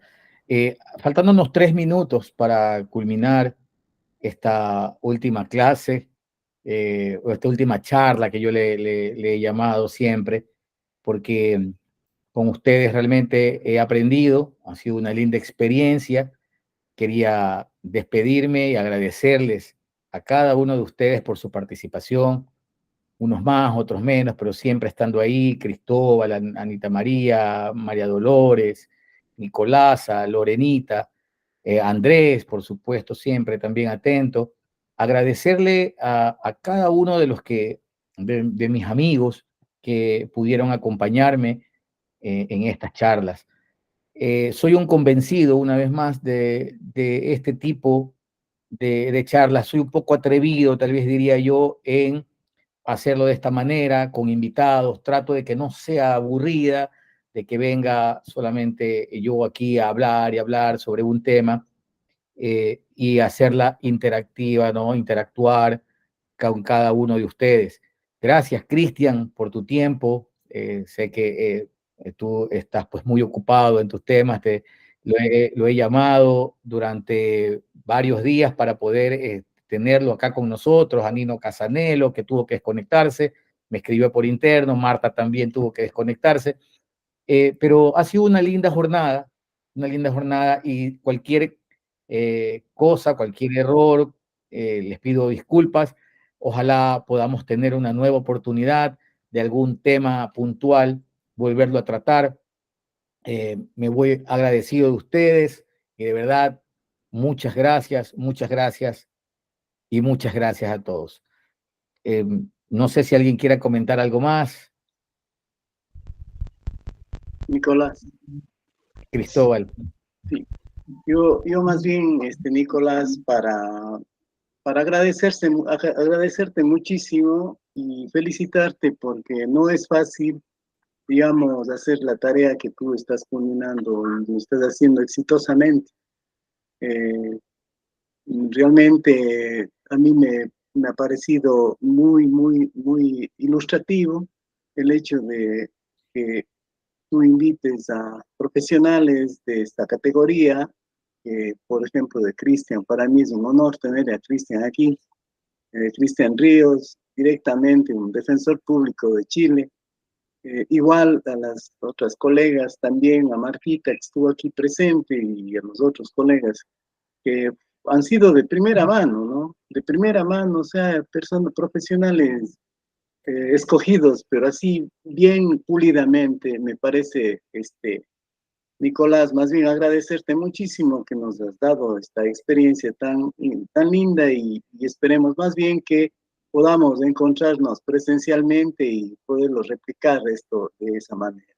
Muchas gracias nuevamente, Nicolás, y a todos y todos los compañeros. Muchas gracias, Cristóbal. No le digas muy duro a Cristian, que Cristian se me viene para acá porque él Pero es por carlista, supuesto. él es carlista. Que venga, que venga, que venga. Venga. Será Claro. bienvenido.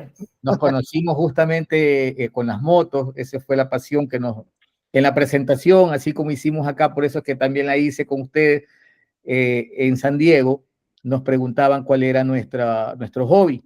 Y ahí comenzó todo el mundo a decir, bueno, soy jarlista, y ahí comenzamos a buscarnos y pudimos llegar a nuestra maestría en moto. Lo hicimos desde Las Vegas y llegamos hasta San Diego, haciendo un recorrido prácticamente de 10 días andando en moto. Entonces ahí nos unió esta amistad muy linda con Cristian y que le agradezco realmente de corazón y algún día ojalá lo vivo invitando, pero la esposa no lo deja, no sé. María Dolores, tienes levantada la mano. Sí, Nicolás, aunque no he podido encender la cámara porque he estado en otras actividades, he estado muy pendiente de esta clase de hoy día. Lo único que te puedo decir es que muchas gracias por tu preocupación por enseñarnos a nosotros para que nosotros también enseñemos. Siempre he dicho, el conocimiento es poder y te agradezco infinitamente por los conocimientos adquiridos. Ha sido una capacitación muy amena. Te felicito, lo has hecho excelentemente bien y espero en algún momento pues volvernos a encontrar. Muchas gracias por tu preocupación, por traer gente muy proba a esta capacitación también. Un gusto, Cristian. Bueno, y a la otra abogada que ya salió, pero en fin, muchísimas gracias, Nicolás. Gracias, María Dolores. Anita María, ¿querías manifestar algo? Bueno, yo también quería agradecer en este proceso y en esta profesión, ¿no? Se mantiene el tema de aprender. Todos los días aprendemos y todos los días podemos encontrar a alguien que nos pueda dar un aporte. Es tan necesario que la academia tenga profesionales preparados porque son los responsables de los futuros profesionales del derecho. Te agradezco mucho todos los conocimientos impartidos, agradecer muchísimo también a todos los invitados, a Cristian, que está en pie la invitación cuando quiera venir a nuestra provincia de Santa Elena, ¿no? Y también a Nicolás, que tenemos que conocerlo personalmente. Muchas gracias. Y pienso yo que en este proceso de aprendizaje es muy valioso, ¿no? Por la diversidad de especialidades que existe en el grupo. Y eso hace pues que nos ayude a mejorar, porque además no solamente como académica, sino por el tema de la administración de justicia, ¿no? Que tanto cuestionamiento se da, no los quiero defender, pero es fundamental, ¿no? Ver todas esas fallas de lado y lado para irlas mejorando y poder tener una mejor justicia. Muchas gracias a todos. Gracias, María Dolores. Perdón, Ana María. María Dolores creo que levantó la mano nuevamente. ¿O? No, está levantada. Ya. Ok. Bueno, buenas tardes con todos. Que tengan un excelente fin de semana.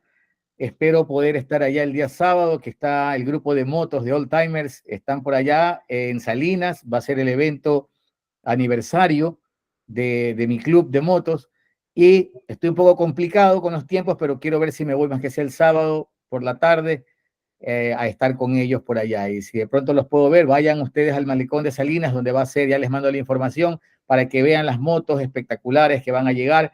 Más de 200 motos van a estar en Salinas, todas Harley Davidson, para que se puedan tomar fotos con ellas y disfruten de un buen fin de semana. Muchas gracias y estamos conversando, estamos viéndonos de seguro. Gracias, Cristian. Gracias, Nego, gracias a todos y nos vemos por allá luego. Gracias. Gracias, Gracias, Nicolás. hermano. Hasta luego, Chao. Cristian. Chao. Hasta luego, hasta luego. Chao. Chao, chao.